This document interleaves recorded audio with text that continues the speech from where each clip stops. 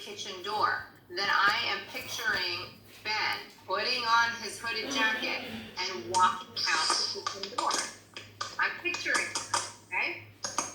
So now I'm going to go to page 28, which is where you all should be. Okay, and I'm starting here, not at the very top sentence, the sentence of the first paragraph of the page that says, he slogs across the lawn. That's where I'm starting. Do you guys see where I am, hopefully? Because that's where I'm reading, and you guys are reading along with me, okay? Remember, we're visualizing. Use the author's words to create those pictures. So it says, he slogs across the lawn and passes underneath the trees. So again, this author is so great at describing. He slogs across the lawn. I'm picturing him slogging across the lawn. That kind of means like shuffling across the lawn. He passes underneath the trees. So I'm picturing that. He squeezes through the shrubs that mark the back edge of the yard and peers into the wood. Now, In the woods. it's getting darker, but he can see what looks like a faint path. A path he's never noticed before. His heart beating fast. He starts down the path. The rain trickles off his hood onto his nose and seeps through the shoulders of his jacket. He doesn't care. So what if he gets soaked? He walks slowly, willing himself to calm down and stay quiet. After a few yards, his heartbeat returns to a normal pace, and his mind stops racing. Then he stops. Did you hear something? Yes. Elijah, can you mute yourself, please? Oh, thank you. Then he stops. Did he hear something? He stands still and listens. It wasn't the rain hitting the branches overhead, or the sound of his feet scuffing the wet ground, or even his breathing. So here's the author giving us what we can see and giving us what we can hear. So we should be hearing the rain hitting the branches overhead.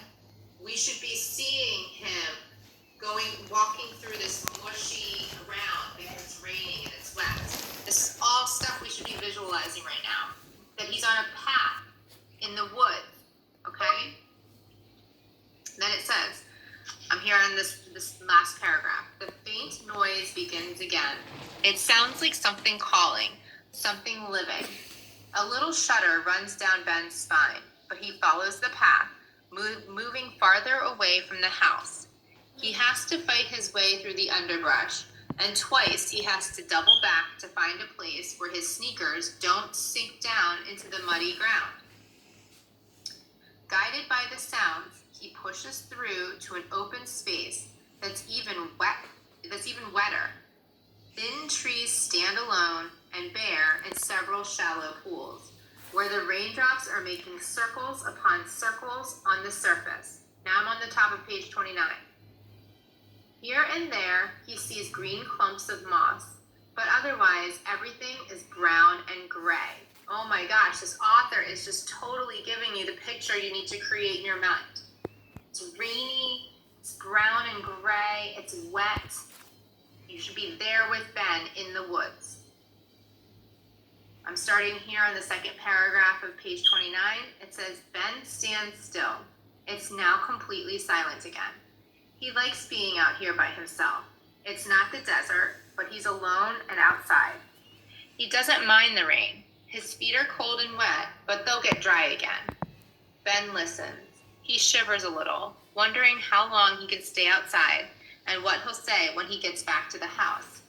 It's getting darker. Then he hears it. One silvery whistle, a chirp, a peep. Ben listens harder. It's not a bird. It sounds again. And then, very close to him, another one sounds. He turns to look but can't see anything. The noise seems to be coming from a clump of dead grass sticking out of the marsh. Okay, so you're picturing this clump of dead grass coming out of the marsh. Do you guys know what a marsh is? No. Okay, marsh is like a wet area. It's not a pond. It has a lot of like grass coming out of it. I'm going to share my screen and show you a picture of a marsh so you can picture it in your head. If you look on my screen, you can see, you're gonna have to toggle from Epic to the Google Meet screen. Wow. The marsh, okay? It's a That's very so much water. What's that? I said that's so much water. Yeah, it's a very wet place with some grass coming out of it. So it says if he sees, if he's looking at a clump of dead grass, he's probably looking at one of these clumps of grass where he sees something, okay? Another marsh could be something like this. This would also be a marsh. A very, very wet area with like lots of grass coming out of it, okay? So it says, I'm going back to the book, the noise seems to be coming from a clump of dead grass sticking out of the marsh. It's a clear bell-like chirp, rising in pitch. It seems out of place in this dull gray landscape. Then something moves at his feet. Ben almost jumps out of his skin, but when he looks down, he can't see anything. A tingle goes up the back of his neck. Maybe it's a snake. Then it moves again, and Ben makes out a camouflaged, it's one of our vocab words, a camouflaged shape among the brown and dirty green of the earth and plants. He leans over. It's a frog. He picks it up. So you're picturing him leaning over, picking up a frog, okay? Ben holds the creature in his hand until it calms down. Turn the page to page 30. He cups it with one hand and uses the fingers of his other to hold it carefully in front of the back legs, like they showed him at the Desert Museum. It squirms in his hand, but Ben doesn't let go. He looks at it closely. He knows it's a frog and not a toad. Its skin is smooth and its legs are long. He has no idea what kind of frog it is. He's never seen one like it before. It's got ridges on its back and a black mask around its eyes, like a bandit. So we're picturing that, what this frog looks like. He doesn't look like a green frog that you see pictures of. He's got ridges on his back and a black mask around his eyes. The rain continues to fall. His sneakers feel heavy and squishy on his feet. Ben strokes the frog's back. 41 with me?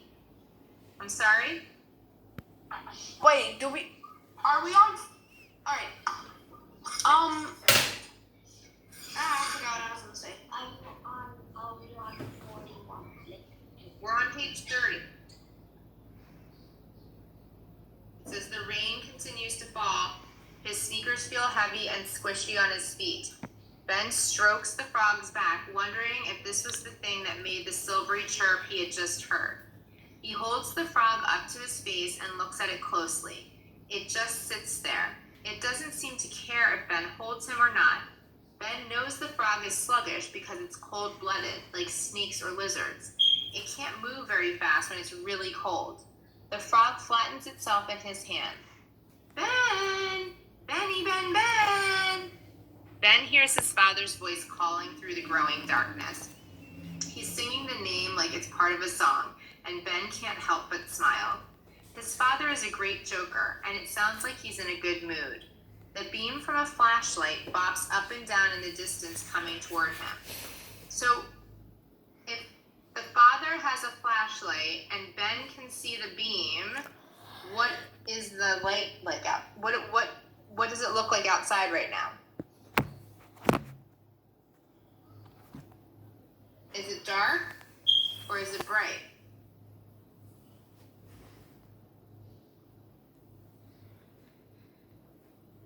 Dark. Thank you, Stephen. Yes, it's dark out. There's a flashlight. You can see the lights. It's dark outside right now. In the dark, it almost looks like a ghost. Ben shivers again. It's time to go back. I'm on the top of page 31. Oops. Okay. Just as he's getting ready to plop the frog back in the puddle, Ben thinks of Mrs. Tibbets with her long gray hair and hiking boots. He wonders what she would think of what he just found. He cradles the creature in both hands, a moment longer. He cradles the creature in both hands a moment longer, then slips it into his jacket pocket. Come on, Mr. Frog, he says. Pack your bags. It's time to move. Then he calls out, coming, and plunges through the bushes and back out onto the path.